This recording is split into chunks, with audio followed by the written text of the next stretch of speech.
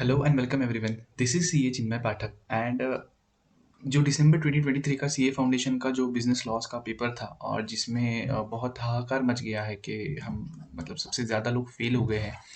तो इसके ऊपर ना काफ़ी वीडियोस आ गई कि आईसीआई ने पेपर मतलब ऐसा चेक किया था कि सब लोग फेल हो जाए, ये किया वो किया, काफ़ी कुछ आ गया, लेकिन किसी ने ये नहीं बताया कि ना मार्क्स एक्चुअली गए कहाँ पे, आप लोगों के मार्क्स गए कहाँ पे है। और पिछले कुछ दिनों से मैंने 75 ऐसी कॉपीज चेक करी, कॉपीज नहीं आई अभी तक। 75 बच्चों की मार्कशीट्स मैंने जो मुझ तक उन्होंने भेजी थी, ऐसे 75 मार्कशीट्स थे जिसमें इनका एग्रीगेट था 200 प्लस। कुछ तो ऐसे भी थे जो 280 तक थे, इतना एग्रीगेट था। लेकिन लॉ में ना 39, 38, 36, 32 ऐसे मार्क्स है। तो इनका स्टडी करने के बाद ना ये वीडियो मैं बना रहा हूँ कि इस मुझे क्या समझा इसमें से कि क्यों ये मार्क्स ऐसे आए हैं या फिर क्यों आप लोगों को कम मार्क्स आए हैं। तो अगर किसी को ये लगता है ना कि आईसीआई ने ये जानबूझ के किया है, तो आप देखना कि जो मार्क्स कम आए ना बच्चों को, वो जनरली कैसे आए पता है? 39 आता है, मतलब यहाँ पे सिर्फ एक मार्क कम है 40 से। नहीं तो it is always the tooth number, जैसे कि 2 कम, 4 कम, 36, 8 कम, या फिर ऐसे मार्क्स आए। जनरली जो बच्चों का एग्रीगेट भी बन गया है और लॉ से फेल हो गए, मतलब ये कोई ऐसा ये नहीं बोल रहा हूँ मैं कि ऐसा ही हुआ है, लेकिन ये ऐसा देखा गया जो मैंने देखा है। तो क्या पहली चीज जो सबसे हाहाकार मचा कि आईसीआई ने जानबूझ के फेल करा है। अगर वैसा होता तो रिजल्ट परसेंटेज कम नहीं आ जाता था। मुझे बताओ, दिसंबर का रिजल्ट परसेंटेज हमेशा से 30% रहा है, इस बार भी 30% आया। जितने बच्चे हमेशा से एवरेज पास होते हैं उतने ही इस बार सीए फाउंडेशन पास हो गए। तो मतलब हमारे पास है ना, मतलब दिल में भले ही हो कि मुझे भी दिल से लगता है कि कुछ तो हुआ होगा, लेकिन लगा कितना भी अपने को, अपने पास कोई बेसिस नहीं है कहने का कि गलती हुई है चेकिंग में। मेरे पास इतने, आप सोचो ना, 280, 277 ऐसा स्कोर है बच्चों का और लॉ में 39। तो क्या गलती रहेगी? तो अभी जो हो गया सो हो गया, री इवेल्युएशन, री चेकिंग वगैरह वो सब 30 दिन के अंदर रिजल्ट आता है और उसमें काफ़ी टाइम भी लग जाता है। उसका सक्सेस रेशियो भी 2% से कम है। तो मान लो 10,000 बच्चों ने भेजी होगी कॉपीज, तो 200 या 200 भी से भी कम बच्चों को ऐसा आएगा कि उनके मार्क्स में कुछ बदलाव होगा। वो भी बदल बदल के 1 मार्क बढ़ेगा, 2 मार्क बढ़ेगा, ज़्यादा से ज़्यादा 3 या फिर 4, इससे ज़्यादा मार्क्स नहीं बढ़ते। तो हम बात करते हैं कि आगे क्या, कि क्या गलती हुई होगी, क्यों, क्या रीज़न हो सकता है कि किस वजह से हमारे मार्क्स कम आ गए। तो पहले मैं बात करूँगा उन चीज़ों के बारे में जो पेपर में आया था, कि ऐसा क्या था इस पेपर में, इस स्पेसिफिक दिसंबर 2023 के पेपर में, कि इतने बच्चों को कम मार्क्स आ गए, कि एग्रीगेट भी बन गया लेकिन उसमें 39, 38। तो सबसे पहली चीज़ एक आपको मैं दिखाना चाहूँगा, ये अपना दिसंबर 2023 का पेपर है, ओके, मेरे सामने। इसमें अगर आप देखोगे ना, देखो ये ना दिसंबर 2023 का पेपर है जो 2 जनवरी को हुआ था। अगर आप इसमें न्यूमेरिकल्स देखोगे, जो प्रैक्टिकल एप्लीकेशन बेस्ड क्वेश्चंस है, देखो कितना है। ये पहला क्वेश्चन जिसमें कुछ नंबर्स है या फिर कुछ डेट्स है, ठीक है? मैं कॉन्सेप्ट्स में जा ही नहीं रहा हूँ, पहले मैं बात करूंगा न्यूमेरिकल्स या फिर डेट्स की। तो ये एक क्वेश्चन बन गया। ये देखो सेकंड, न्यूमेरिकल्स देखो, यहाँ पे हर जगह पे न्यूमेरिकल्स है। हम्म, फिर ये अभी हम आगे क्वेश्चन नंबर 3 में, again number game, again number game, यहाँ पे भी। ये क्वेश्चन नंबर 4 में भी आप देखोगे तो यहाँ पे नंबर एज सच दिए नहीं है, देखिए, हाफ, इक्वली। ये आप देखना, यहाँ पे आप देख सकते हो हाफ, ओके।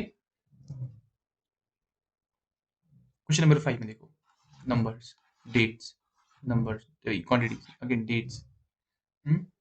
ये देखो, डेट्स, फॉर्म नंबर। तो कहीं ना कहीं, कहीं ना कहीं अब जाके ना पिछले पेपर्स चेक करना, आप देखोगे कहीं ना कहीं क्या हुआ है पता है। ये पेपर में ना प्रैक्टिकल क्वेश्चंस जो न्यूमेरिकल्स बेस्ड है, जिसमें कैलकुलेशन है या फिर जिसमें प्रोविजन का एप्लीकेशन पूछा गया है, प्रोविजन नहीं, ये बहुत ज्यादा आए थे।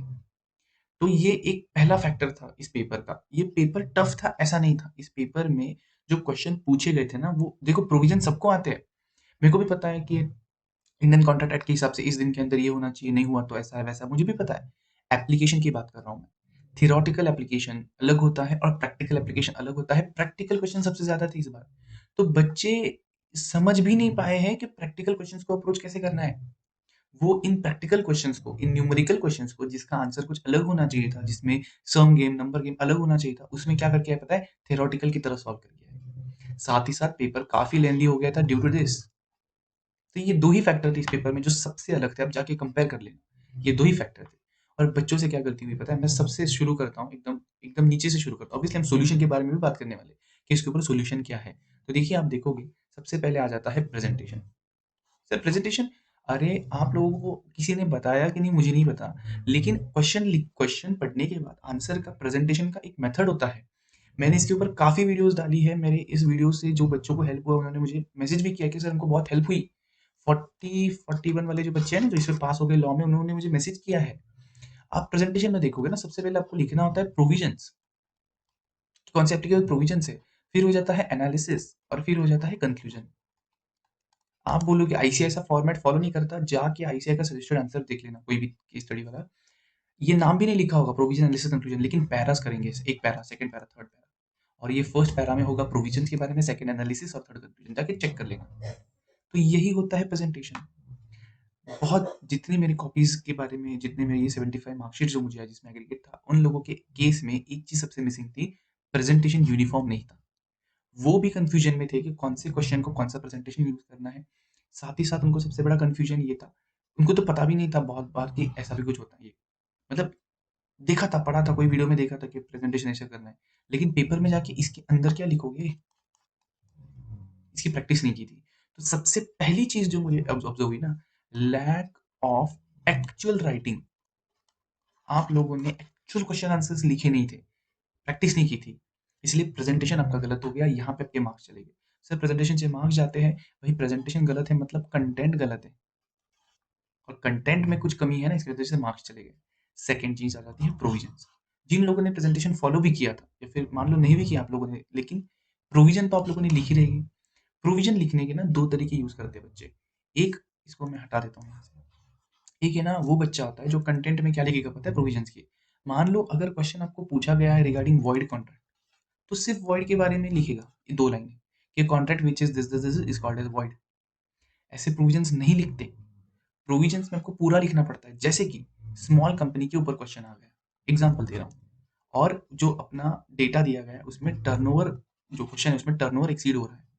तो प्रोविज़न में लिख दिया सिर्फ़ टर्नओवर कि कंपनी जिसका टर्नओवर जो है वो इतने से ज़्यादा होता है, उसको हम बोल देते हैं वो स्मॉल कंपनी में नहीं आएगा। ऐसे नहीं लिखते हैं प्रोविज़न। प्रोविज़न को कंप्लीट लिखनी पड़ती है। लैंग्वेज की बात नहीं कर रहा हूँ मैं कि लीगल लैंग्वेज होनी चाहिए। मैं बोल रहा हूँ आपको पूरा लिखना है। A small company is a company जिसका टर्नओवर ऐसा है, जिसका नेटवर्थ ऐसा एग्ज़ाम्पल दे रहा हूँ मतलब एकदम घुस मत जाना उसके अंदर कि क्या बोल रहे हो। इसका ऐसा-ऐसा है, फिर जो लिस्टेड नहीं, जो किसी पब्लिक कंपनी की सब्सिडियरी नहीं, ऐसा जो भी है ना सब लिखना पड़ता है गाइज़। तब प्रोविज़न के मार्क्स मिलते हैं। कंक्लूजन का 1 मार्क होता है, एनालिसिस का 1 होता है, प्रोविज़न के 2 मार्क्स होते हैं, अगर 4 मार्क का क्वेश्चन है। तो यही आधा लिखोगे तो इधर आधा ही मार्क अवॉर्ड हो जाएगा। ये एक लाइन में लिखोगे तो आधा मार्क मिलने वाला है। वो क्वेश्चन के लिए रेलेवेंट टर्नओवर है, नेटवर्थ है, लिस्टेड, पब्लिक, सब्सिडियरी कुछ भी हो, तुमको लिखना पूरा प्रोविज़न होता है। और इन इन बच्चों से जब मैंने बात करी तो मुझे समझा कि इनके आंसर्स में सबसे बड़ी कमी थी कि इन लोगों ने प्रोविज़न्स में कुछ लोगों ने सिर्फ़ 1 या 2 या 3 लाइन लिखी है, जबकि लिखनी पूरी प्रोविज़न चाहिए थी।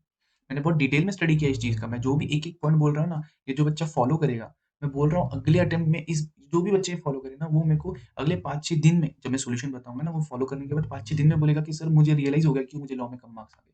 वो खुद से मैसेज और कमेंट करेगा यहाँ पे कि क्यों मुझे को लॉ में कम मार्क्स आए थे। यही पॉइंट्स हैं। तो सबसे पहला प्रेज़ेंटेशन ही नहीं पता अपने को। प्रेजेंटेशन नहीं पता अपने को तो देखो प्रोविजन एनालिसिस कंक्लूजन ये होता है प्रेजेंटेशन। प्रोविजन एक दो लाइन में लिख दी, तीन लाइन में लिख दी, ऐसा नहीं चलता है। ऐसा नहीं चलता है, पूरी प्रोविजन लिखनी पड़ती है। पूरी प्रोविजन मतलब पूरे के पूरे पन्ने नहीं भरने भाई, रेलेवेंट प्रोविजन पूरी लिखनी है। लैंग्वेज आपकी यूज करो। नेक्स्ट चीज जो मुझे समझी वो था structure of the answer. Structure of the answer मतलब बहुत लोगों से मैंने बात करी तो उन्होंने बोला सर जब भी कोई क्वेश्चन आता था ना, डायरेक्ट क्वेश्चन है या फिर केस स्टडी जो भी है, हम पैरा पैरा में लिखे, सीधा पैरा पैरा वाइज लिखे जैसे आईसीआई लिखता है। ये स्ट्रक्चर ऑफ आंसर गलत है क्योंकि इसमें सबसे पहले एग्जामिनर को ढूंढना पड़ेगा तुमने कहाँ पे कंक्लूजन, कहाँ पे प्रोविजन, कहाँ पे एनालिसिस लिखा है, जो कि तुमने 100% उल्टा उल्टा सीधा लिखा होगा, तुमको भी पता है। दूसरी चीज, कीवर्ड्स जो भी इंपॉर्टेंट कीवर्ड्स होते हैं ना, वो मार्क ही नहीं किए, कहीं पे भी मार्क नहीं किए। तो कैसे समझेगा आपने जो ये पैरा का पैरा लिखे पन्ने भरे हैं ये सही है गलत है? वो बंदा पहले दो तीन लाइन पढ़ेगा, आपने ट्वेल्थ के बच्चों की तरह इंट्रो लिख दिया है, ऐसा दिस इज कॉन्टेक्चुअल ज्ञान, अरे क्या बात करते हो यार। तो आंसर का कोई स्ट्रक्चर ही नहीं है। आंसर का स्ट्रक्चर होता है अगर क्वेश्चन की डिमांड है लिस्ट लिखनी है, लिस्ट मतलब नंबर में लिखना है जैसे कैरेक्टरिस्टिक्स डेफिनेशन। तो आंसर की डिमांड अगर लिस्ट है ना तो आपको लिस्ट लिखना है, 1 2 3। आंसर की डिमांड डिफरेंशिएट बिटवीन है तो आपको टी निकाल के डिफरेंशिएट बिटवीन लिखना है। आंसर अगर केस स्टडी बेस्ड है, कोई क्वेश्चन है, न्यूमेरिकल पूछा है, तो आंसर का स्ट्रक्चर पैरा में नहीं बल्कि पीएसी, प्रोविजन एनालिसिस कंक्लूजन में होना चाहिए। ये होता है स्ट्रक्चर। एक फ्लो होता है हर एक आंसर का, फ्लो। फ्लो यानी जैसे नदी है, नदी कहीं से शुरू होती है तो वो थोड़ा सा उसका फ्लो रहता है, वो बढ़ता है धीरे धीरे। वैसे ही आंसर का होना चाहिए। स्टार्टिंग में कॉन्टेक्स्ट जब आप लिखते हो, जब आप कोई फैक्ट्स लिखते हो, तो एकदम थोड़े 1 या 2 लाइन के होने चाहिए। फिर प्रोविजन अच्छा खासा होना चाहिए और फिर आ जाता है कंक्लूजन, वो वापस 1 या 2 लाइन का होना चाहिए। तो स्ट्रक्चर सब लोगों ने गलत यूज किया। गलत इन द सेंस मैं ऐसा बोलूंगा कि उन्होंने जो यूज किया वो इररेलेवेंट था, और जिससे कहीं ना कहीं उनके मार्क्स पे इम्पैक्ट आया है। और सबसे लास्ट वाला आ जाता है जो मुझे समझ आया, लो अटेम्प्ट। मतलब 60 मार्क, 65 मार्क का पेपर लिख के आए बच्चे, मुझे बताओ 60-65 में से आपको 30-40 कैसे मिलेंगे? अगर आपने पहले मॉक टेस्ट दिया है आईसीआई के दोनों, आपने किसी बंदे के साथ फुल लेंथ टेस्ट दी है, टेस्ट सीरीज ज्वाइन करी है, और सब में आपका एक्यूरेसी रेट, मतलब आप अगर 80 लिखते हो तो आपका एक्यूरेसी रेट 50%, मतलब 40 आ जाते हैं।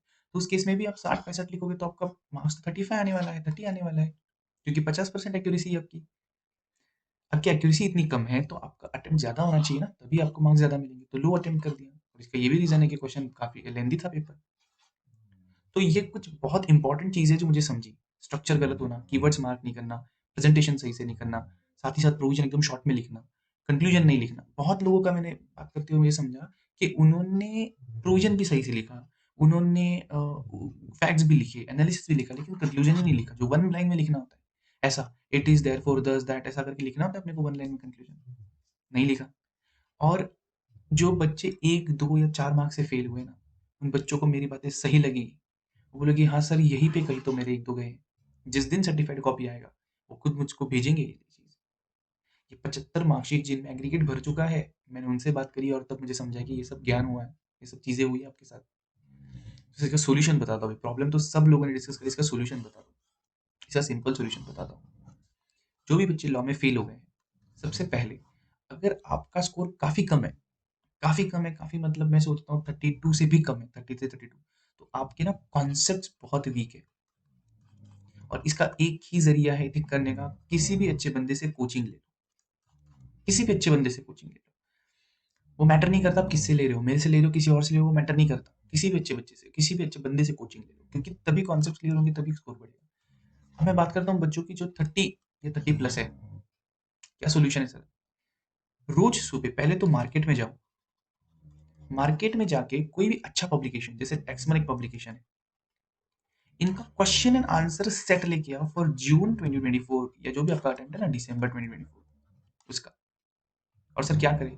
रोज सुबह एवरी मॉर्निंग बिना पढ़ाई को बैठने के सबसे पहले आपको करना है 1 से 2 घंटे बैठ के, 1 से 2 घंटे बैठ के कम से कम 10 क्वेश्चंस, 10 क्वेश्चंस को सबसे पहले क्या करना है पता है? इन क्वेश्चंस को पहले आप क्वेश्चन रीड करो, उसको समझो क्या लिखा है, फिर आप आंसर भी पढ़ो उधर से, और आंसर को भी समझो क्या लिखा है। फिर नोटबुक में वापस क्वेश्चन को पढ़ना है, नोटबुक लेनी है अपनी, और ये आंसर को बिना देखे क्वेश्चन को पढ़ के मन ही मन याद करो कि यार क्या आंसर हो सकता है इसका। लैंग्वेज डिक्टो नहीं होनी चाहिए, कॉपी पेस्ट वगैरह नहीं। आपके मन से सोचो कि क्या होना चाहिए और उस हिसाब से फिर उस पर लिखो। और ऐसे कम से कम 10 क्वेश्चन डेली करो। ये अब आपको 1 घंटा लगेगा ये करने के लिए, 10 क्वेश्चन पढ़ने हैं और उन्हीं को लिख के लेना है। अगर आप इसको ना 30 डेज भी फॉलो करते हो ना चीज़ को, तो 300 क्वेश्चन आप लिख के हो जाते हैं आपके पेपर में। आपको तो करने हैं सिर्फ 6 2 12 6 18, रफली 16 से 18 क्वेश्चन आपको करने पेपर में। तो सोचो आप कहाँ पे चले जाओगे। तो यही एक सबसे बेस्ट अल्टरनेटिव होता है। अगर कॉन्सेप्ट क्लियर नहीं है तो फिर तो बात ही अलग है, लेकिन आपका कॉन्सेप्ट क्लियर है फिर भी मार्क्स कम आए, तो यही चीज़ आपको करनी है। यही चीज़ आपको करनी है। इसके बाद भी अगर आप आंसर्स लिखते हो और आंसर्स लिखने के बाद 5 से 10 दिन के अंदर भी आपको कुछ भी इंप्रूवमेंट नहीं लगती, आपको आंसर्स बिल्कुल याद नहीं रहते, तो you can connect to me. हम बात कर सकते हैं कि हम इसको इसके ऊपर और क्या कर सकते हैं। लेकिन मैं आपको सजेस्ट करूँगा कि आप ये चीज़ अगर करोगे तो आपको ऑटोमेटिकली 100% रिजल्ट मिल जाएँगे। इसी के साथ मैं ये वीडियो एंड करता हूँ। Thank you for being with